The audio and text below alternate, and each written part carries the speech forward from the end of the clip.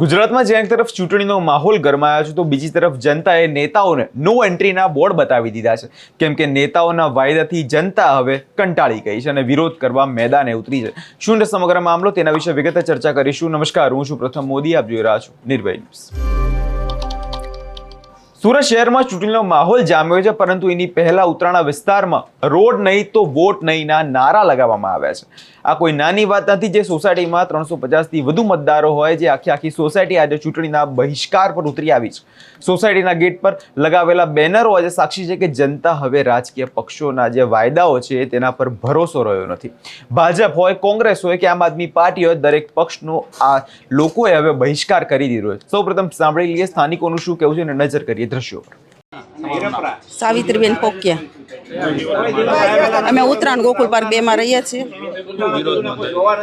અમે વિરોધ એ બાબતે છે કે અમારી સોસાયટીમાં આરસીસી નો રોડ નથી. આજુબાજુની બધી સોસાયટીમાં છે પણ અમારી સોસાયટીમાં નથી, એનો વિરોધ કરીએ છીએ. અમારી સોસાયટીમાં કારણ કઈ નથી, આઈસીસી ના નાણાં નથી ભર્યા, પણ એ પ્રોબ્લેમ તો આજુબાજુ બધાને છે. બધા કોઈએ નથી ભર્યા તો બધાને રોડ થઈ ગયા છે, તો અમારો કેમ નથી થતો? અમારી માંગણી કઈ નથી, બસ ચોમાસા પહેલા અમારી સોસાયટીમાં આરસીસી નો રોડ થઈ જાય એ જ છે. તમારું નામ?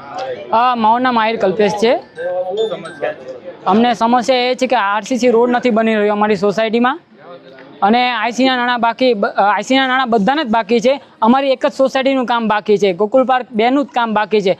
ઓમકાર રો હાઉસનું થઈ ગયું છે, ગ્રીન પાર્કનું થઈ ગયું છે, ગોકુલ પાર્ક 1 નું પણ થઈ ગયું છે. એ લોકોના પણ આઈસીના નાણાં બાકી છે, તો પણ અમારો રોડ નથી બન્યો. આ વોર્ડ 2 માં આવે છે, ઉત્તરાયણ.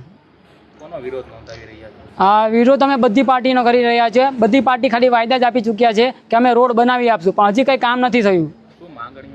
માંગણીઓ અમારી એ જ છે કે અમને આરસીસી રોડ બનાવી આપો સોસાયટીમાં, અને આઈસીના નાણાં કેન્સલ કરવા. આઈસીના નાણાં બધાને જ બાકી હોવા છતાં તો પણ એ લોકોને રોડ બની ગયા છે. અમારી સોસાયટીમાં રોડ નથી બની રહ્યો. રોડ નહીં બને તો શું કરશું? રોડ નહીં બને તો અમે કોઈ પાર્ટીને વોટ નહીં આપશું, અને આ ગેટ બંધ કરી દેશું અમે, અને ચૂંટણીનો બહિષ્કાર કરશું અમે.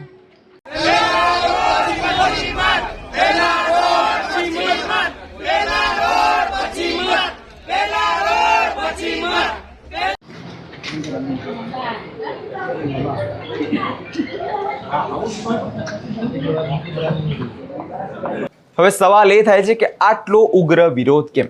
તો મામલો એવો છે કે છેલ્લા 3 વર્ષથી આ સોસાયટીના રહીશોને પાયાની જરૂરિયાત એવા રોડ, રસ્તા અને તંત્રના ધક્કા ખાવા પડે છે. ચોમાસું આવે ત્યારે રસ્તાઓ કાદવ કીચડમાં ફેરવાઈ જતા હોય છે, મચ્છરોનો ત્રાસ વધે છે. જ્યારે લોકો સુરત મ્યુનિસિપલ કોર્પોરેશન પાસે જાય છે ત્યારે તેમને આઈસીના નામે રોકી દેવામાં આવે છે. તંત્ર કહે છે કે પૈસાનો ભરો તો રોડ બનશે, પણ જનતાનો સવાલ વ્યાજબી છે કે જો આસપાસની સોસાયટીઓએ ચાર્જ નથી ભર્યો તો પેવર બ્લોક લાગી શકતા હોત, તો ગોકુલ પાર્ક 2 આવી વ્યવહાર કેમ આ લોકો સાથે કરવામાં આવે છે? સોસાયટીના રહીશો આજે આક્રમક મૂડમાં છે અને તેમનું કહેવું છે કે મધ્યમ વર્ગના માણસ ટેક્સ ભરે છે, પ્રમાણિકતાથી જીવે છે, તો પછી સુવિધા માટે ફરીથી લાખો રૂપિયા આઈસી ચાર્જ કેમ માંગવામાં આવે છે? નેતાઓ જ્યારે વોટ માંગવા આવતા હોય છે ત્યારે વાયદાઓ કરતા હોય છે, પણ સત્તા મળ્યા પછી આ ગલીઓમાં કેમ નથી દેખાતા? કેમ તેમને ભૂલી જાય છે? રહીશો તો હવે મન બનાવી લીધું છે કે જો કામ નહીં થાય તો તેઓ તેમના સગા સંબંધીઓને પણ મતદાન મથક સુધી નહીં જવા દે. એટલે આ ઘટનાએ સમગ્ર ગુજરાત અને સુરતમાં ખાસ ચર્ચાઓ જગાવી દીધી છે કે માત્ર એક સોસાયટીની વાત નથી, પણ દરેક નાગરિકની વેદના છે, જે ટેક્સ ભરવા છતાં સુવિધા માટે વલખા મારી રહ્યા છે. ચૂંટણી નજીક છે અને નેતાઓ ઘરે ઘરે જશે, પણ તેમની પહેલા નેતાઓને તેમનું કામ યાદ અપાવવું હવે સ્થાનિકોએ નક્કી કરી લીધું છે. આ વિષયમાં તમારો શું અભિપ્રાય છે અમને કમેન્ટ કરી ચોક્કસથી જણાવજો, અને અમારી ચેનલ નિર્ભય ન્યૂઝને લાઇક, શેર અને સબસ્ક્રાઇબ કરવાનું ભૂલશો નહીં.